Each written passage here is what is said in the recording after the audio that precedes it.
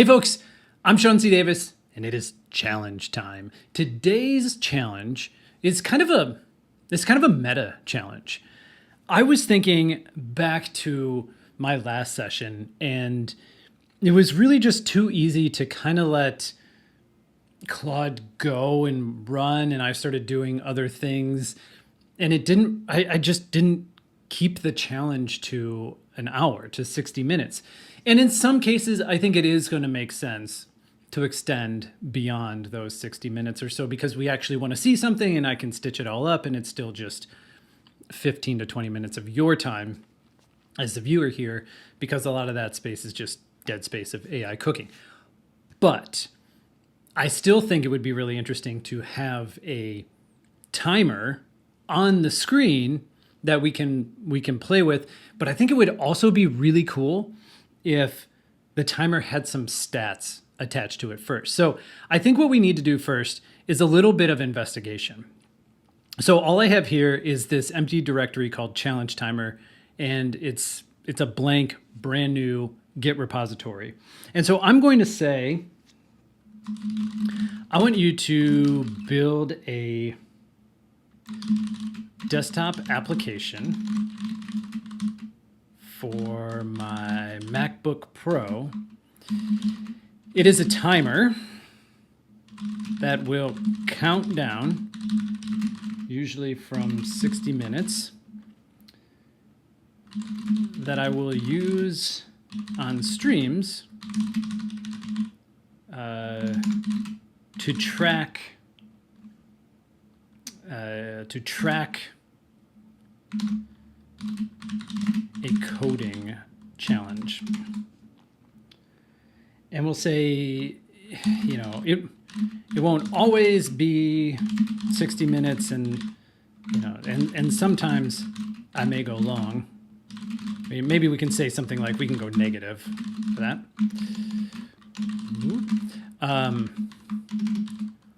I'm also almost always going to be working with an AI agent to write the code.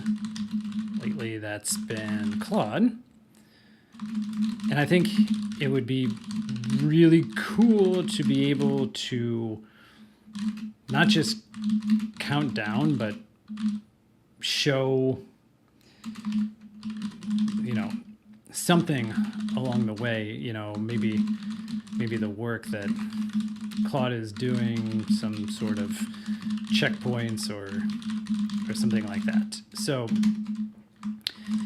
I think what I would start with here is to say, let's talk through the scope for this. This is a meta challenge, by the way. I'd say let's talk through the scope in stack for this, so we can get it done in well under an hour. Now, there was a running joke I had at work earlier this week where these AI agents tend to dramatically overestimate the amount of time it takes to build something, because they're trained on data that measures how long it takes humans to build something. So when you're like, I want to stand this MVP up in 30 minutes, it's like, whoa. That's going to take a week to do that. You're being too ambitious.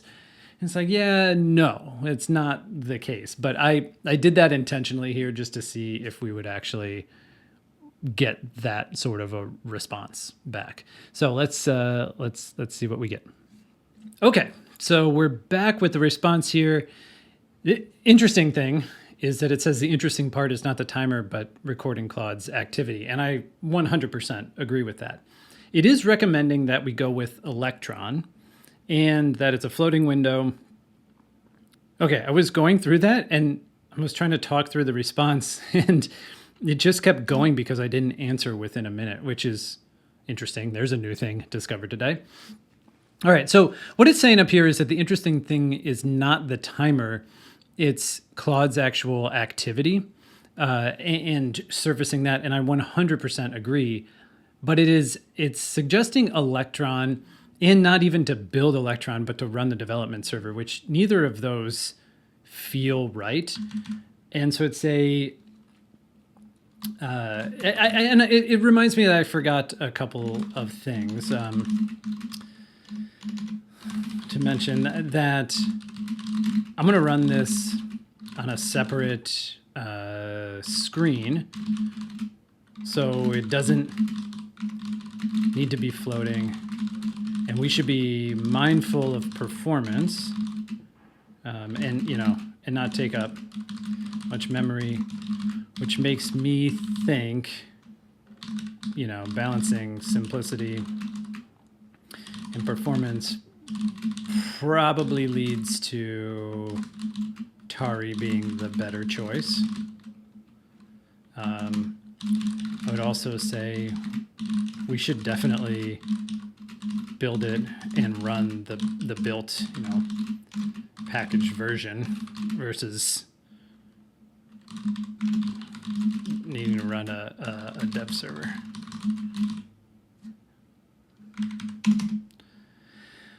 All right, how should Claude's work show up on the timer?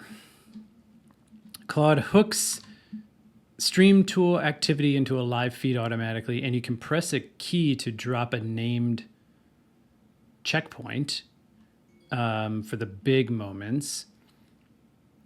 You can say it's auto, where it's totally driven by Claude hooks, or you press a key to log checkpoint. Okay.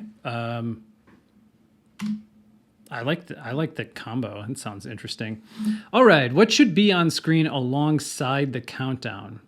So big countdown, horizontal progress bar with checkpoint markers pinned to when they happen, and a scrolling live activity feed below. Man, that is a cool. This is a great idea. I was not thinking about that. I honestly I like that idea. Let's do it. Okay, we already kind of talked through this. It's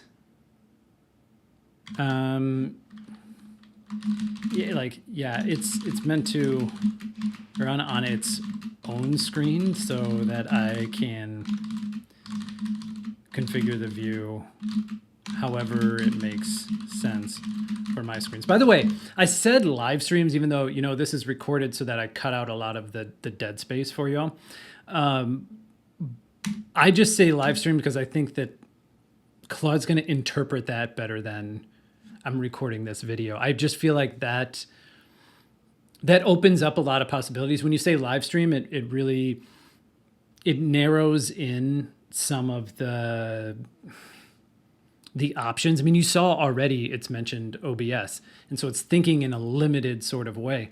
Sometimes that's not good. You want to introduce something that enables you to totally blow out the guardrails to be super creative. It's not necessarily what I want in this particular case. All right, it seems like it's pretty confident and knows what to build. And this is one case where I honestly don't want to get in the way. I just want to see what it comes up with. So I'm just going to say yes and let it roll. And the other thing I'm going to do is I'm going to switch down here to auto mode on. I've been using that a little bit more in the last couple of days, and I have found that the agent tends to run a little bit longer without interrupting as much. So we're going to see if that has an effect here and can help us get to a working state a little bit sooner. So I will let this roll, and I will check back in when we're at a stopping point. Okay, our initial build is done, and I had it pulled up, and then I totally screwed something up. There were a couple things that I noticed. So it's talking about it being self-driving. And it says I have this real app. So let's try this. Let's copy that and say, all right, let's try this. Okay, there we go. So here it is. What I really want to do is, I think there's a few things here. So I think we could simplify this portion, the timer, right? I think we could configure the checkpoints so that we're kind of just checking them off as we go. Because right now, yeah, see, it just adds them. And I'm not really even sure Right. So you have to add them as you go, which is, maybe okay. But if we start this, so we're moving, and let's add another checkpoint. So we get a time here, and they're moving along the rail here, but I don't see anything. Okay, yeah, it is. This is what I was trying to check out. Is the progress actually moving? So there are a handful of issues here. So we got some time. We're only about halfway through actually. So let's get these things addressed. So I'm gonna say looking good so far. Okay, let's commit that and continue to make small commits as you make progress. And then here are some thoughts about improvements. I don't know. Words are hard, right? So we're gonna say I think a config screen, command plus comma, which is kind of the Mac typical pattern, would be helpful here. That way, that would give us a place to set the checkpoints and the total time, and keep the setup stuff out of the primary UI. So that's one thing. Another thing is my OS is in dark mode, but the top bar is white. I think I will often have several Claude sessions active, but I'm only going to want one tapped into the timer at some particular point. How can we configure that so that, we're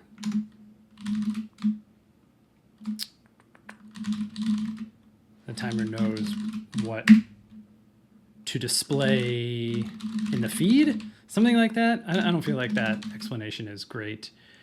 It'd be nice to set up the checkpoints. I sort of implied this again, or above, but set up the checkpoints ahead of time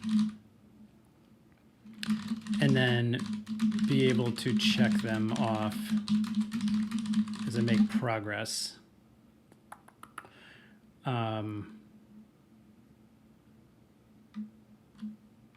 So there's, never like a generic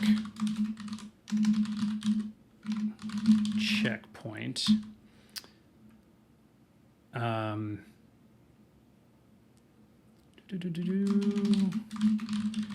should be able to give the challenge a title, also in config.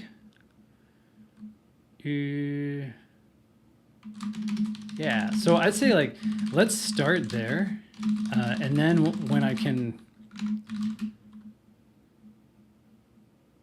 tie the repo to the timer, we can test with the next set of changes. I think that would be pretty cool. Now, I won't be able to display it necessarily like I will on future challenge videos, but I think this will be pretty cool. All right, let's let that thing cook for a little bit. It might ask me some questions, but it's been rolling. So, I've only had to give it, I've had, aside from that initial set of questions, there was only one time where it really needed permission while it was doing some research. So that's awesome. I've done a lot of work in the global settings of my machine because I think Claude just reaches for some really goofy patterns a lot of times and runs these really complex commands when it doesn't need to. And part of that is just the way that Claude is handling the sandboxing. It's just the design of the harness. So anyways, we'll let that thing cook, and I'll be back in a few. All right, we're back in business. It says everything's good to go. I'm going to ask it to do a couple of things in this process. So we're going to say, will you install the app globally on my machine? Tell me how. Application start. And secondly, then you can put the hook setup instructions in the README and commit that. All right, I just want to be able to open it with, out of habit, I use Raycast for opening apps. So I kept doing this and being like challenge, and there's nothing in there, and it's annoying. I want to just be able to open the thing up rather than hunting in this particular repository. Okay, so it's the default Tauri icon, I'm pretty sure, but honestly, that's fine for now. That can always be a fast follow. And while it's working on the README, let's come over here. Great. If I go full screen, yes, look at that. Let's take you full screen. Okay, cool. Actually, let's take this out of full screen for a minute and do my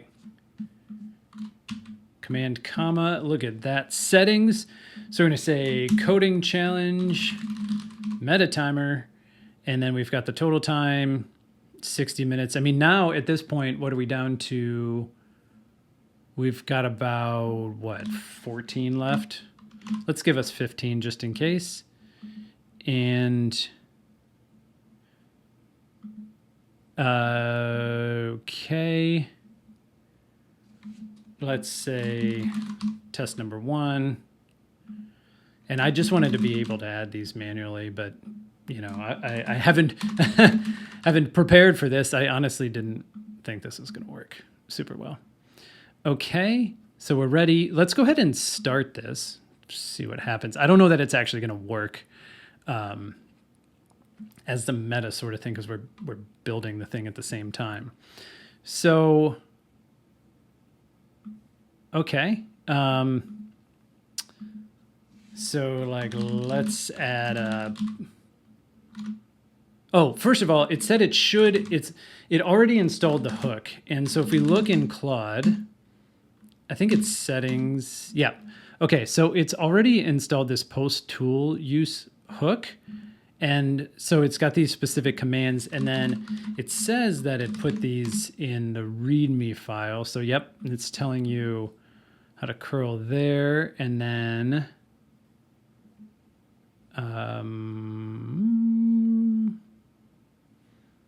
oh, it has an example settings file, so you can just copy that in.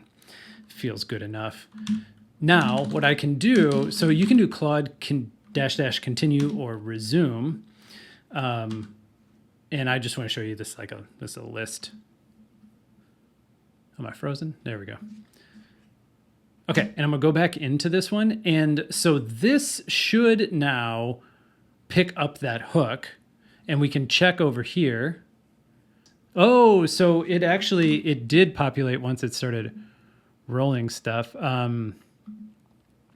That's interesting because right now an empty source list means you can't pre-select it. Yeah, this is exactly what I was thinking. You can't pre-select a session before it's sent anything. If that's annoying midstream, I could instead let you bind the repo path once. Yes. So what we'll do here, just so we can test this, is we're going to bind this one and see, and then we'll clear and see what happens. Yes, bind the repo path, the local directory, and any session in there is fine.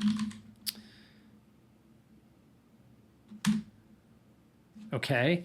And then now in theory, it said my global shortcut is Shift Command K. So let's do that just out of a test.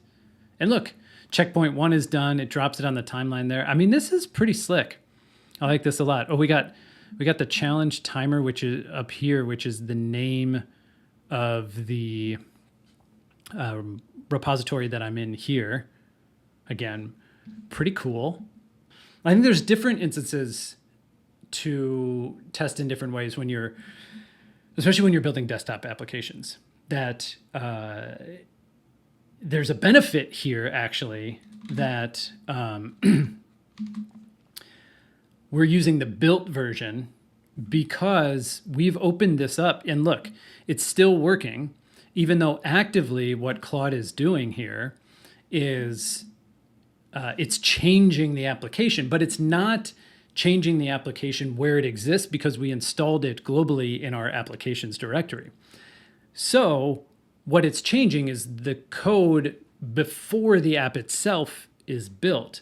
Now, in some cases, you actually want that. You want this like really quick feedback and you want to be able to see things on the fly. And so you want to run that in your, you want to run the development server and just see those things update in real time, which might be the case if you were running a timer here and wanted to see things change, because now what I would need to do is kill this, reinstall it, start it up again, and we're not going to have a lot of those features. But the benefit of doing this is that we get to actually see where it is, and it's just that then we'd have to start over again in, you know, say 5 minutes or so. I've got this small monitor, and that's where I'll shove this when I record, and then I'll record that monitor. And so then what we can do is I basically have 3 feeds coming in as I record. I've got the timer, I've got the screen where I'm doing the work, and then I've got my face and that webcam. And so I can have all of those together, and then I can kind of like mix and match depending on what I'm trying to build. So honestly, this is pretty cool. Let's see where we are. Are we committed? Yeah, we're all committed. Let's, I haven't made a repo yet, so let's go ahead and do that. We're over here, right? We can make this one public. Got a couple minutes left. Challenge timer. Cool.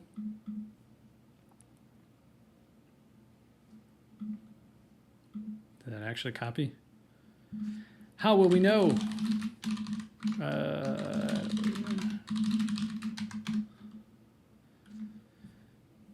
We'll refresh over here. Bingo. All right. That's pretty slick. I have to say, challenge accomplished, and it's felt like it felt to me like that's a thing I'm going to use. Hopefully iterate on a little bit as I use it and incorporate it into these videos.